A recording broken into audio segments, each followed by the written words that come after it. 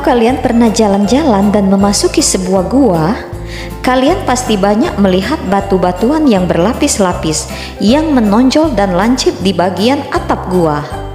Ada juga batuan yang menonjol pada bagian dasar gua.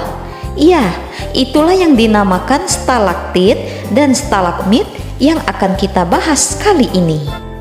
Stalaktit adalah batuan kapur yang tumbuh di bagian atas gua menuju ke bagian dasar gua. Sementara stalagmit sebaliknya, yaitu batuan kapur yang tumbuh di bagian dasar gua menuju ke bagian atas gua. Stalaktit memiliki bentuk runcing dan berlubang-lubang, sedangkan stalagmit mempunyai bentuk berlapis-lapis di dasar gua. Stalaktit dan stalagmit terbentuk dari endapan mineral dari larutan air yang menetes perlahan. Bentuk stalaktit ini berbeda-beda. Ada yang lebar, pendek, tinggi, kurus, yang dipengaruhi oleh banyaknya air yang menetes, ketinggian langit-langit gua, kondisi atmosfer gua, dan kandungan karbonat dalam air yang menetes. Nah, selanjutnya bagaimana proses terbentuknya stalaktit dan stalagmit? Kalian pasti penasaran kan? Ayo kita bahas bersama. Stalaktit dan stalagmit terbentuk akibat proses pelarutan air di daerah kapur yang berlangsung secara terus-menerus.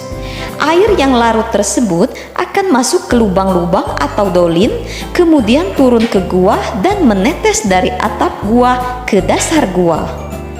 Ketika air menetes melalui celah-celah pada tanah, maka akan bertemu dengan udara yang terjebak dalam tanah dengan tekanan CO2 yang tinggi.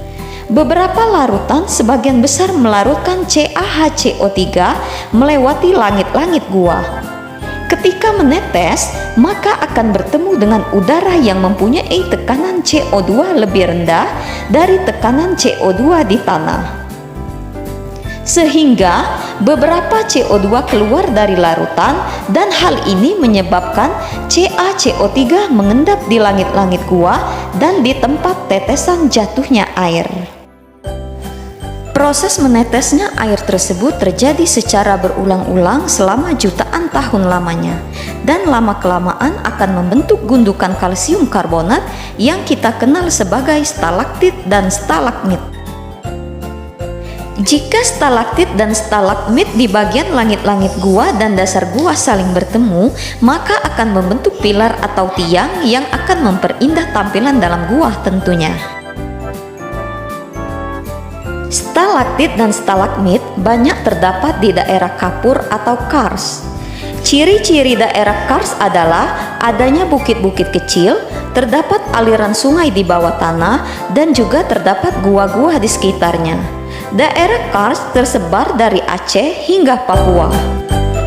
Nah, bagi kalian yang menyukai wisata alam, Gua Kapur ini sangat tepat dijadikan sebagai objek wisata yang bisa memanjakan mata kalian dengan pemandangan stalaktit dan stalagmit yang menawan.